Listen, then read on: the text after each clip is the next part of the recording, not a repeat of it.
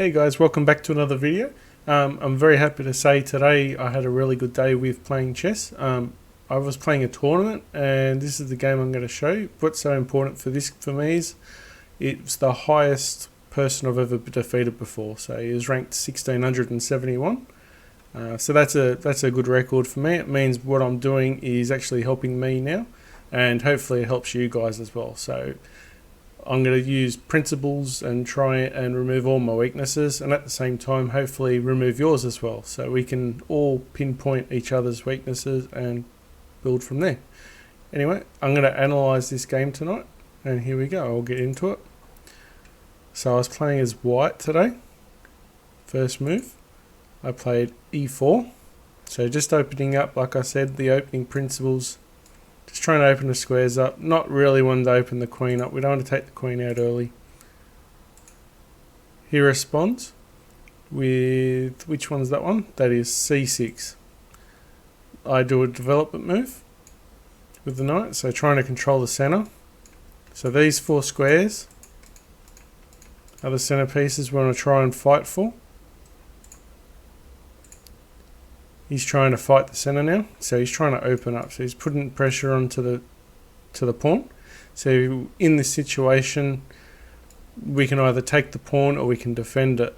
So in this sense, if we actually go ahead and take it, he'll probably take with the pawn. We might lose a bit, but at the same time, if we just go and defend it like this, then he could take the pawn and then put pressure on our bishop, which opens up and then targets both of these. So it's a bit of a trap, so we've got to be very careful of what we do. Anyway, that's not what's happened. So I pushed forward, so I took advantage to get the open space. So what that does is we get more space for our pieces. So we've still got this space here. Probably the next move, from memory, I'll probably move here and really start opening up. So this is what we want to do. And now, if he's going to have problems here opening up the bishop, he can open up the knight, especially the knight. So this square's taken already. So we're already starting to take up squares. So as soon as you've got a pushed pawn, it can be troublesome for the opponent. So we're trying to get as much space as possible. So he responds. This is a pin. So he responds with a pin. So one of the rules is that I've heard a lot of is whenever you get a pin, you need to remove it because they take full advantage of this piece. So sometimes what happens is if they've got a pawn and it's further down here, if they've got a pawn here, they could move it here. And we don't want to move the knight ever, because what will happen is the bishop will just eat the pawn. So we're better off just removing the pin straight away. So I take away the pin and I actually add it with a defender.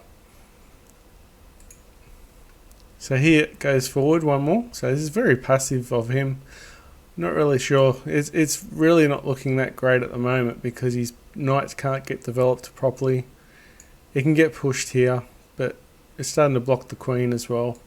He's still got to move for the bishop, so it's not too bad for him. But his knights are really in a bad spot. And the reason why this spot's really bad too, it also blocks off the bishop. So as soon as I put pressure on that bishop, he's going to run out of spaces to go and just lose a bit of control of the center. And also, he's pushing too much forward as well. So what happens is, especially myself, even you guys, when you go too far and advance too far, you leave him hanging. And this guy does not have any defenders, so he's just hanging. So sometimes what happens is too, if this pawn was moved, so he had a clear streak to the king, and this was moved, I could move the queen here and check it, and then take the bishop. Anyway, I'll see what happens next. So I'm just defending the center square, and then also controlling the c5 square as well. Now what happens is he's actually targeting my pawn. So he's got a defender here. We took away the pin, so it's not too bad. But we've still got to be careful here. Alright, so we've added the defender. Okay, so he's opened up his knight, so now he's putting pressure on in the centre, trying to gain back some space. Really, the knight's still not doing anything at this stage because he can't take the pawn, he can't move there. We control good squares, and if the knight comes here, we're not really worried too much because if he controls this, we still control this square. We don't control this square, so it could possibly, if he goes here, and then goes here, that could make a good outpost because it's defended by this square. So if we take, we could lose a bishop, and we don't want to really lose a bishop at this stage. Sometimes, at the moment, bishops are worth more than knights, but it really depends on the game. So if it's a closed game, the knights are worth more, but if it's an open game, the bishops are worth more. So we'll just move on to the next. So I've taken on pressure to the bishop. So the natural move with this would be like, as soon as I made that move, I'm thinking of a trade. So I'm thinking he's going to trade with the knight. So, but he actually didn't. He actually ran away. So then I've got a choice. So hopefully, in this sense, if I overextend, could be in trouble here. But at the same time, we do control all these squares. So there's not much danger if we do push forward. So anyway, I thought better of it, and we're controlling this square twice now, and also putting pressure on the queen.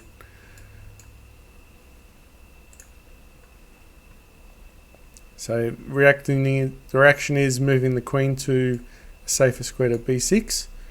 The good thing about this square is it's also defending that, so sometimes in games, these pawns here, as soon as we move the bishop from this square, these pawns often become a weakness or unprotected, so we need to be very mindful, especially with these pawns, especially the queen side pawn. It can often get undefended during the game, and it can be a weakness in the end. And it's something we can take advantage of from the opponents as well. Okay, so now that was the attack. Now I'm defending this pawn.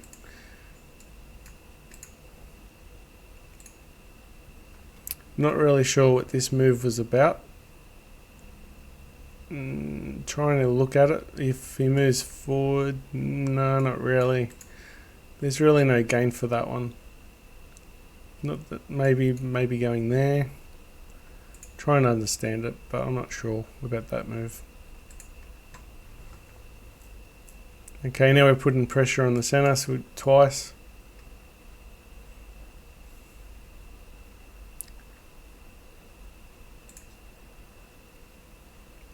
Alright, now he's trying to open up the center now, because we had a strong center. So now this is his plan with the rook. He must have been eyeing down the queen. Open up the file, and hopefully I forget about the queen being undefended. We take the piece. We've got a defender here, but as soon as he takes that pawn, the rook is eyeing down the queen. So this is definitely a big threat. Also, this is now a threat. So after a few pieces being taken from the center, it's opening up on the queen side. So I've got to be very careful now, and it's probably something I need to look at as a weakness, especially in this game as well. Even though I was happy with this game's result, this is definitely a weakness of mine, because now the game is opening up. Whether or not this is good for me or bad for me at this stage, it's irrelevant. It's just about being able to decide to stop these situations from happening. And plus my rook's probably a bit in trouble now, so I haven't really moved my rook yet. Alright, so he's moved forward, put me in check. He's still got this square. Got to be very careful now. So you can try and think about what you would do in this situation. I'm thinking about maybe like this in this situation. But if I do move here, he'll probably take here, and the king starts going up the board. So we probably don't really want that situation. So probably the best move for me is either take away the file here, Oh, maybe not. Maybe that's not it either. Because once I move here, and then he moves here, then all of a sudden they can take. They can start putting pressure on the queen with the knight. Anyway, next move. So I did that anyway. Okay. So once he moves here, he can move the queen here, and then offer to trade queens.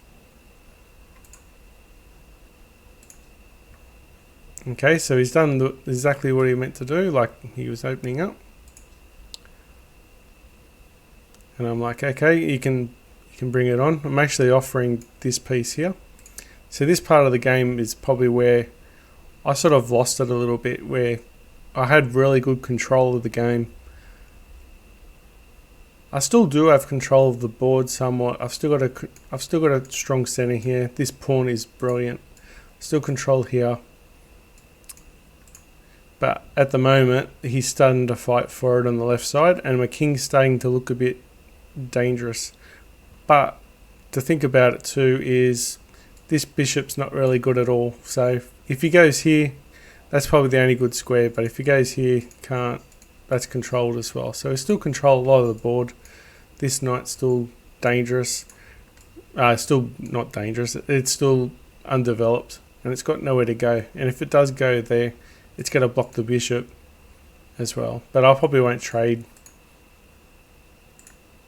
So now he's trying to open up. So that's probably the best thing he could probably do there. But at the same time, he did miss the knight move.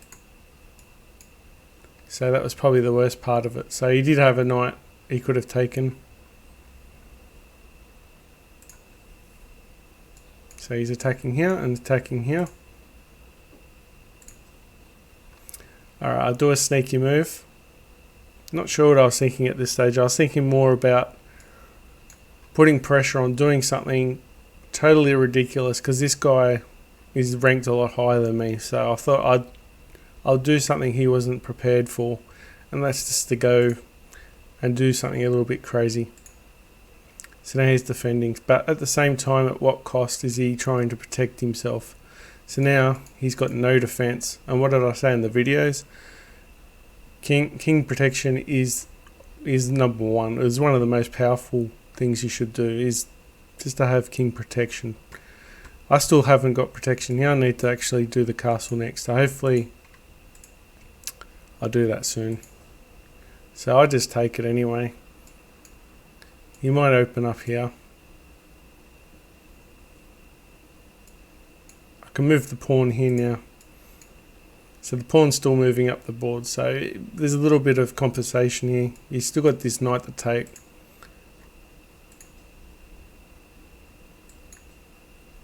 But I did something totally different. So this time I actually went check here. I went for the kill. He actually didn't see that move.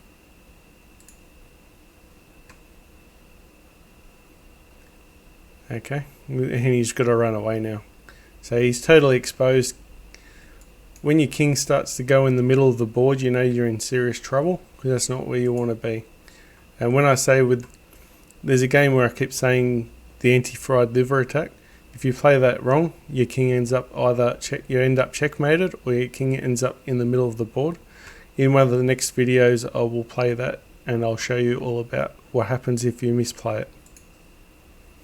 So now it's continuing the pressure now. I don't want this bishop to be taken.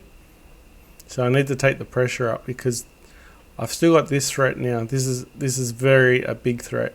So if I fail with this attack, I've definitely got a fork here. So I've got to be very careful. He defends. And I'm saying, okay, I check you and I'm going to go after you.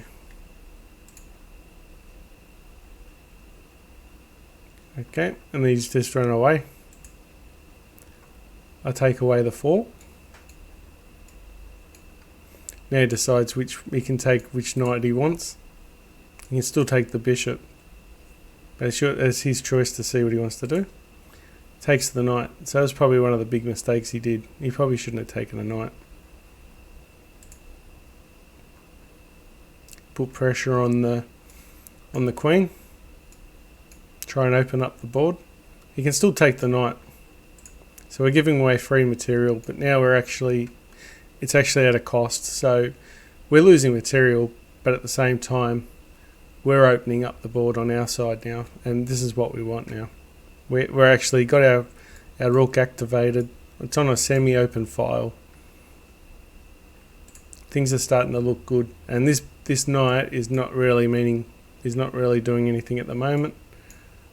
And this bishop is starting to get blocked, and it served a purpose to open up the board for us. So he's taken the bait. Alright, we're going for the kill. That'll be checkmate. He does the only move that he can do. Try and work out the move if you can. So he blocks it. So he thinks that protects the checkmate, but it doesn't. It's already way too late. So he goes check. And then the last move. And that's it, guys. That's my game of the day. That's where I actually defeated a 1671. That's quite big for me. Before that was about 1400, so this is definitely an upside. So hopefully, guys, you enjoyed watching the analysis. There's still plenty of mistakes, which is not a bad thing. It's actually a good thing because it means that both opponents, or myself and the opponent, did a mistake, which means there's still a lot of room to move, because there's a lot of mistakes here that we can see and we can build on. So that means there's plenty of room to go up in the ranking for me and even for you guys. Alright, and thanks for watching, guys, and I'll do another video tomorrow. See you guys, bye.